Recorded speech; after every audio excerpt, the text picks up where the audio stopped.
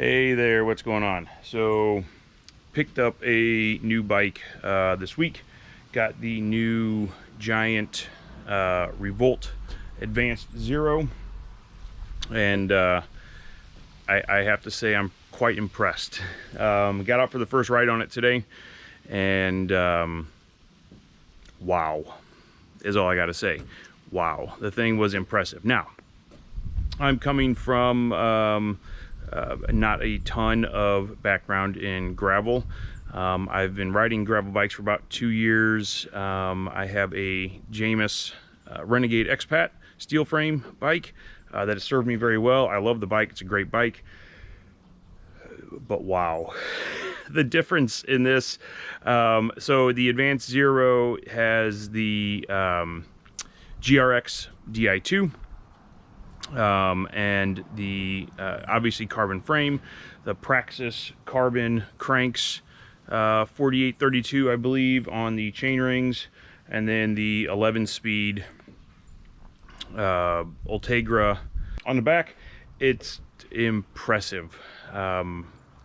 I was blown away today on the ride. Everything about it just felt so different. I mean, it's just a totally different feeling bike than my Jamis. But the thing's impressive.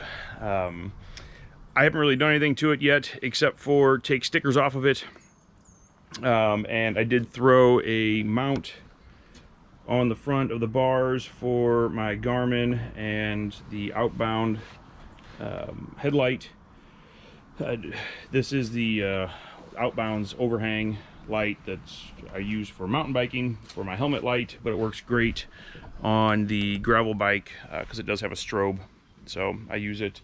It works really well. The Di2 was impressive.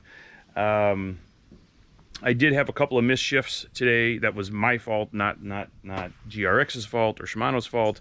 It was absolutely my fault, hitting the wrong button at the wrong time. It's cold today. It's 28 degrees on the ride, so I had bar mitts over the shifters, and with all the buttons and everything being in kind of a different place, I wasn't sure what I was hitting. Wearing gloves and all that under there too, thin gloves. The bar mitts worked fantastic today also for that cold weather, but wearing gloves and not being overly sure where the buttons were, I definitely missed a couple of times hitting, this one instead of this one, and moving the chain ring, or, moving the derailleur the wrong way. But again, that was definitely 100% my fault, not the fault of the drivetrain. The responsiveness of the Di2 is impressive. It's a game changer for sure. Is it a needed thing? No. Just like the axis for my mountain bike, it's not a needed thing. Is it super awesome? Yeah. Does it work really well? Yeah. So far, we'll see. This is ride number 1, so we'll see how it goes. But wow, that's all I can say about the bike. So this is kind of just my first thoughts, my first look at this bike. The color is freaking cool. It does not look like, in my opinion, like the Giant website.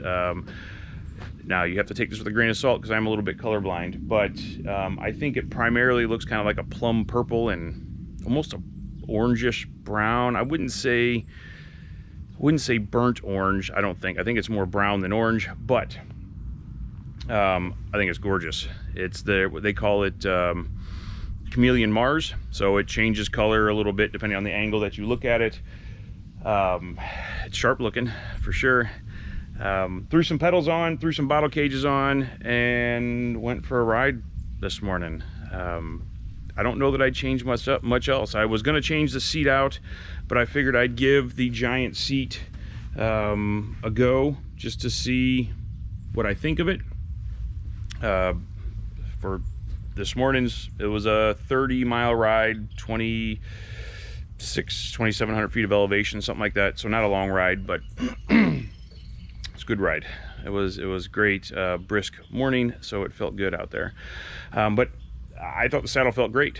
I don't know. I'll put some more miles on it. Hopefully, if we can keep decent weather I'll get some more miles on it and decide. I typically ride the WTB Volt on my mountain bikes and on my other gravel bike. So maybe one day I'll just swap seats. I'll do a short ride with this one and a short ride with the Volt and just see if I have a preference. But for right now anyway, that Giant Approach saddle will stay on there. So anyway, just a short, quick video to give my initial thoughts. If you have questions, put them in the comments below. I'll answer if I can. Not much else to say besides, wow. Later.